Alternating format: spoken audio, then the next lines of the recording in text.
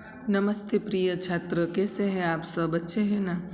हमने आगे की 3 वीडियो में काव्य का गान सुन लिया है, काव्य का भावार्थ समझ लिया है, काव्य के अभ्यास की चर्चा कर ली है।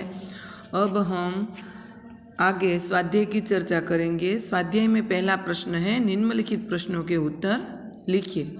प्रश्न नंबर पहला है, हमें कैसे रास्ते पर चलना चाहिए और क्यों? तो हमें नेक माने सही रास्ते पर, सच्चाई के रास्ते पर चलना चाहिए, क्योंकि जो इंसान सच्चाई के रास्ते पर चलता है, अच्छाई के रास्ते पर चलता है, वही अपने जीवन में सफलता प्राप्त करता है। इसीलिए हमें नेक रास्ते पर चलना चाहिए। आने वाला कल कैसा होगा? आने वाला कल, जो गुजरा हुआ कल है, बुरा था, ऐसा नहीं होना चाहिए। जो गुजरे हुए कल में जो भी मुश्किल थी, तकलीफ़ थी, परेशानियाँ थी, वो आने वाले कल में नहीं होनी चाहिए। ऐसा आने वाला कल होना चाहिए। तीसरा प्रश्न है, हम ईश्वर से कैसी जिंदगी की कामना करते हैं? तो हम ईश्वर से सच्ची, सही, भेदभाव के बिना रहने वाली, जीवन में कोई भी तकलीफ़ ना आए, हम सच्चाई के रास्ते पर चले, कभी भी बुराई न करें, ऐसी सही और सच्ची ज़िंदगी की कामना करते हैं। हमारे मन में कैसी भावना नहीं होनी चाहिए? हमारे मन में बैरभाव की भावना नहीं होनी चाहिए, किसी से बदला लेने की भावना नहीं होनी चाहिए। हमें किसके बारे में सोचना चाहिए? हमें दूसरों के बारे में सोचना चाहिए। हमें ये सोचना चाहिए कि हमने दूसरों को क्या दिया है, दूसरों की क्या मदद की है, ये हमें सोचना चाहिए। हमारा मन पावन कैसे होगा? तो दूसरों की मदद करके ही हमारा मन पावन हो सकता है। अर्थात हमें दूसरों की मदद करनी चाहिए, दूसरों पर करुणा रखनी चाहिए, दया रखनी चाहिए। तभी, करुणा माने दया रखनी चाहिए, तभी हमारा मन पावन बनेगा। कविता में कैसा जल बहाने की प्रार्थना की गई है? कविता में करुणा का जल बहाने, करुणा माने दया का जल बहाने की प्रार्थना की गई है, क्योंकि दया ही, करुणा ही ऐसी चीज़ है जिससे आपस में प्रेम बढ़ता है और मनुष्य का मन निश्चल बनता है, मानी प्रेम भाव से भरा हुआ बनता है। किसकी रचना का अंत नहीं होना चाहिए? तो कवि यहाँ कहना चाहते हैं कि हे ईश्वर, आपकी रचना का अंत नहीं होना चाहिए। प्रश्न नंबर दूसरा है, उदाहरण के अनुसार समान तुक वाले शब्द लिखिए। तो पहला शब्द है लड़ाई। यहाँ पर उदाहरण दिए गए हैं, उतराई, कमाई, बुनाई, धुलाई, पढ़ाई, सिलाई। तो पहला शब्द है लताए, परीक्षाए, कविताए, बराबर। उसी प्रकार सुंदरता है, तो सुंदरता, सफलता, नियमितता। फिर है ग्वालिन, मालिन, बराबर। ग्वालिन है तो उस प्रकार आप कह सकते हैं मालिन। फिर है लिखावट, तो बुनावट, सजावट। सुनकर तो कहकर, आकर, जाकर।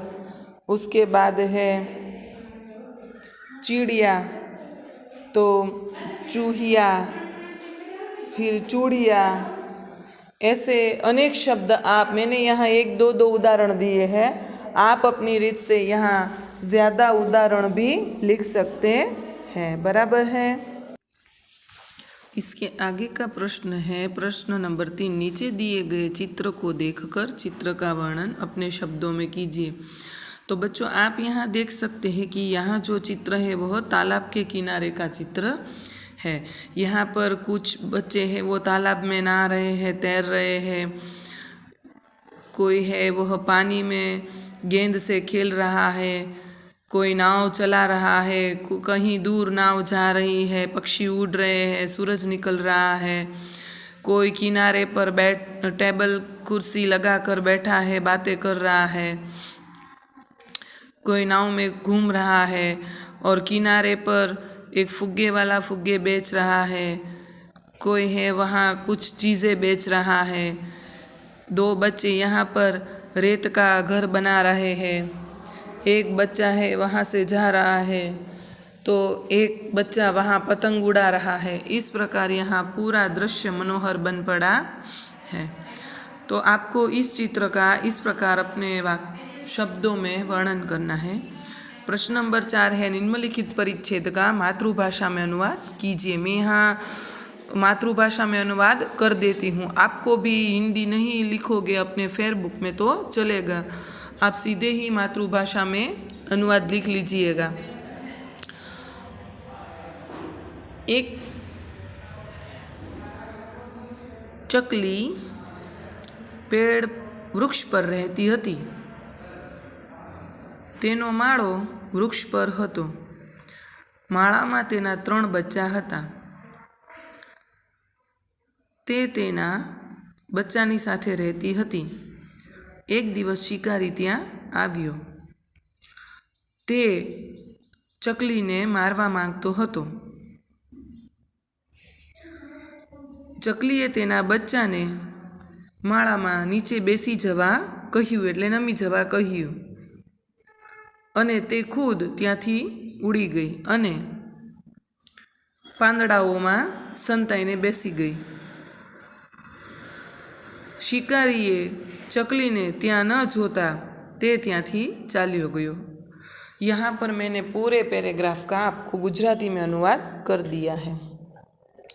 काव्य पंक्तियों का भावार्थ लिखिए। प्रश्न नंबर 5 है बैर होना किसी का किसी से, भावना मन में बदले की होना। अर्थात इस काव्य पंक्ति में कवि कहना चाहते हैं कि हमारे जीवन में हमें किसी से भी बैर की भावना नहीं रखनी चाहिए। हे भगवान, हमें ऐसी ज़िंदगी दे कि जिसमें हमें किसी से बैर होना और कभी भी मन में बदले लेने की भावना हमारे मन में कभी भी न आए।